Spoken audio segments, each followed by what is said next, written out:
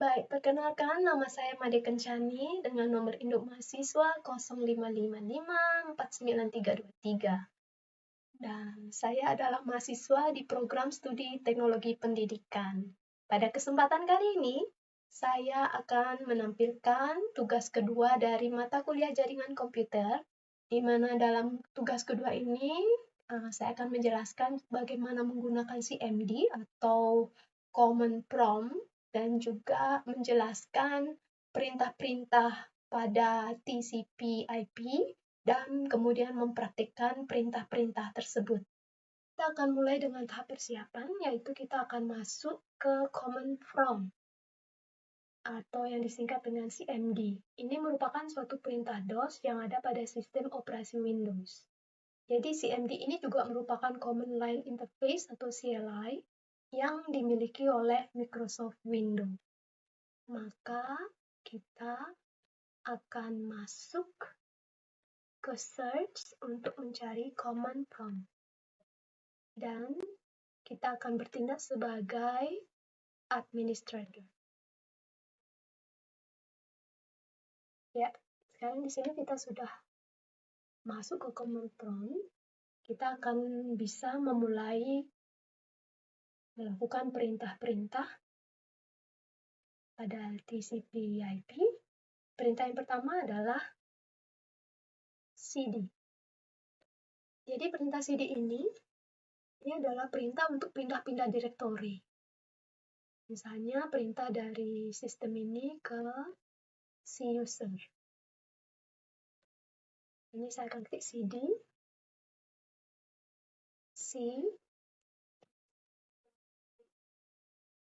user. Nah, kita sudah masuk ke user. Kemudian kita akan masuk ke perintah yang kedua, yaitu CLS. Jadi CLS ini itu adalah singkatan dari clear screen. Fungsinya itu untuk membersihkan semua tulisan yang ada di layar komputer. Jadi digunakan untuk menampilkan file teks. Perintah ini hanya bisa digunakan untuk satu file saja dan hanya untuk file teks. Mari kita lihat hasilnya. Kita ketik di sini CLS. Maka semuanya dibersihkan. Sekarang kita lanjutkan ke perintah yang ketiga, yaitu CLS-?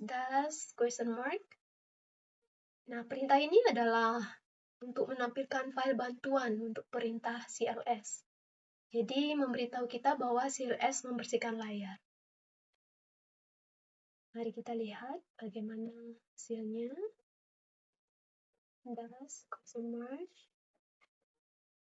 Nah, jadi memberitahu kita bahwa CLS sedang membersihkan layar.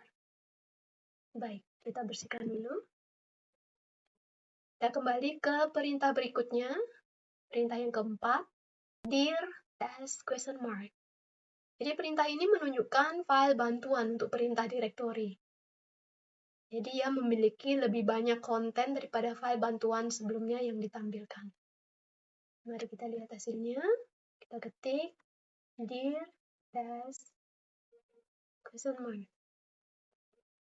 Nah, kita lihat di sini.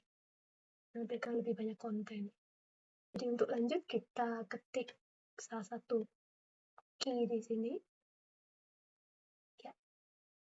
Kita lanjut ke perintah berikutnya. Perintah yang kelima, yaitu ifconfig. Jadi perintah ini untuk menampilkan informasi seperti IP address, netmask, gateway, hostname, bahkan lama waktu sewa IP address pada network adapter yang terpasang pada komputer. Baik, mari kita ketik. Sebelumnya kita bersihkan dulu CLS. Oke, kita ketik ifconfig. Ya, jadi di sini tunjukkan Windows IP configuration. Nah, ada wireless LAN adapter, juga area connection, ada wireless LAN adapter Wi-Fi. Baik, kita bersihkan dulu. Sekarang kita lanjut ke perintah berikutnya yaitu inconfig that's all. Jadi perintah ini memberikan informasi hampir sama dengan perintah inconfig default, namun memberikan informasi tambahan seperti pengaturan DNS dan wings maupun MAC address yang digunakan. Baik, mari kita lihat bagaimana hasilnya. Kita ketik di sini inconfig that's all. Lihat, jadi memberikan lebih banyak tampilan. Sini ada hostname-nya, LAN adapternya, wireless adapter Wi-Fi. Sekarang kita lanjut ke berikutnya, kita bersihkan dulu. Sekarang perintah yang ketujuh, yaitu inconfig that's question. Jadi perintah ini akan menampilkan semua bantuan terkait dengan perintah inconfig. Perintah ini semacam kamus yang memberikan panduan penggunaan jenis-jenis dari inconfig. Selain itu, kita juga diberikan contoh-contoh dari penggunaannya. Mari kita lihat bagaimana hasilnya. Kita ketik di sini inconfig that's question. Kita lihat bagaimana cara menggunakannya, dijelaskan. Ya, berikan contoh juga, contoh cara penggunaannya. Ini ada example-nya. Baik, kita bersihkan dulu. Kita lanjut ke perintah berikutnya, yaitu inconfig release. Jadi perintah ini digunakan untuk melepaskan atau mereset semua settingan IP address. Apabila perintah ini dijalankan, maka konfigurasi IP address komputer kita akan menjadi kosong. Ketika dijalankan koneksi akan dinonaktifkan. Kemudian diaktifkan kembali, tetapi komputer tidak mendapatkan konfigurasi IP address dari DHCP server. Kita ketik inconfig that's release. Yeah, no operation can be performed on local area connection.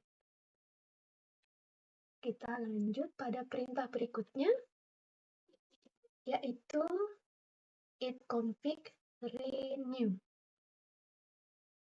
Nah, perintah ini digunakan untuk menetapkan alamat IP baru pada semua adapter jaringan, di mana koneksi ini akan mengambil nama koneksi secara spesifik, hanya berjalan pada klien yang telah dikonfigurasi dengan DHCP. Baik, kita lihat bagaimana hasilnya. Nah, ini untuk menetapkan alamat baru. Inconfig renew. Jadi, window IP configuration, no operation can be performed on local area connection while it has media disconnected. User can renew wireless LAN adapter local area connection. Ya, Wi-Fi, terhubung dengan Wi-Fi di sini. Baik, sekarang perintah yang ke-10 yaitu inconfig display DNS. Jadi perintah ini digunakan untuk menampilkan domain name system atau DNS, termasuk localhost koneksi. Jadi kita lihat hasilnya. Inconfig display DNS. Banyak sekali ya. Ditampilkan tadi domain name systemnya atau DNS-nya itu. Perintah berikutnya adalah inconfig plus DNS. Perintah ini digunakan untuk mengosongkan atau mereset DNS cache. Baik, kita lihat hasilnya. Inconfig plus DNS. Jadi sini successful flush. Jadi NS restore cache. Mari kita lanjut ke perintah yang ke-12, yaitu inconfig register. Jadi perintah ini digunakan untuk mendaftarkan komputer kepada DNS server terdekat. Mari kita lihat hasilnya. Inconfig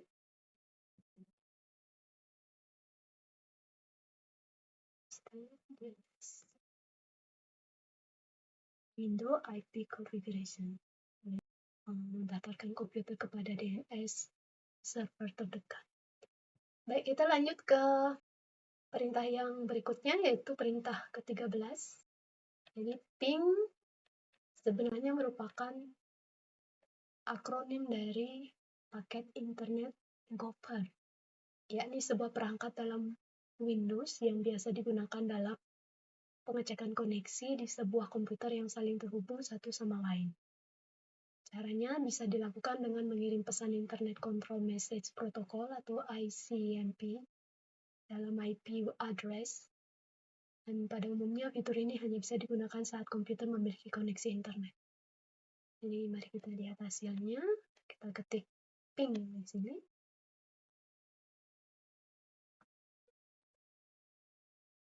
Ya, ini bisa kita lihat. Perintah berikutnya yaitu netstart. Jadi netstart, perintah ini digunakan untuk menampilkan informasi statistik koneksi jaringan dari dan ke komputer yang sedang dipakai. Jadi prinsipnya itu netstart sama dengan task manager. Jika task manager menampilkan proses dan aplikasi yang sedang berjalan, sedangkan netstart menampilkan layanan informasi jaringan yang sedang dipakai, beserta dengan informasi lainnya seperti API dan portnya. Netstart. Kita lihat. Nah, jadi netstart ini active connection. Memperlihatkan jaringan.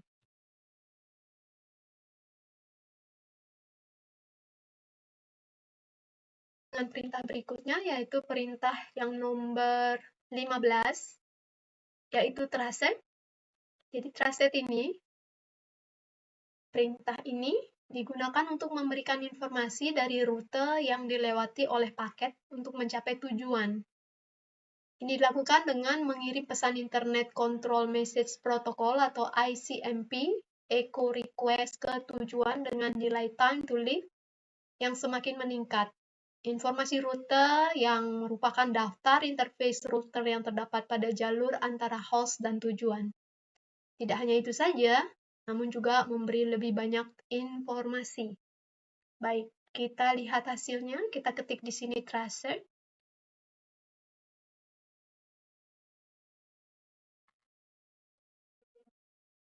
Nah, kita juga bisa mendapatkan informasi lebih banyak. Misalnya kita masuk ke www.microsoft.com. Ini akan memberikan kita informasi tentang page tersebut. Kita diberikan informasi mengenai kualitas jaringan pada halaman di Microsoft.com ini. Kita lanjut ke perintah berikutnya, yaitu path ping.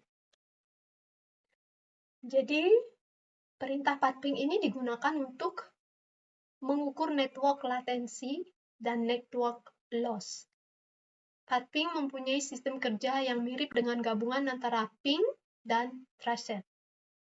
Mari kita lihat hasilnya.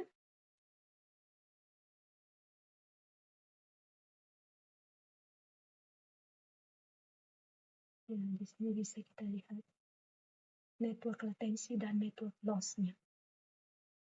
Baik, sekarang kita lanjut ke perintah yang ke-17, NSLOOKUP.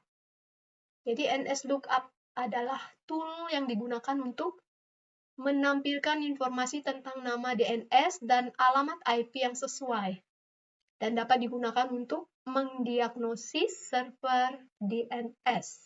Kita lihat di sini hasilnya, kita ketik DNS lookup.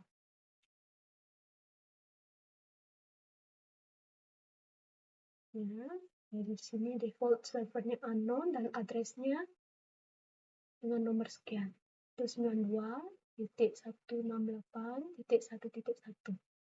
Baik, kita exit dari sini. Baik, untuk selanjutnya kita akan melakukan perintah nomor 18, yaitu net. Jadi perintah ini digunakan untuk menampilkan atau mengubah konfigurasi jaringan komputer yang sedang berjalan.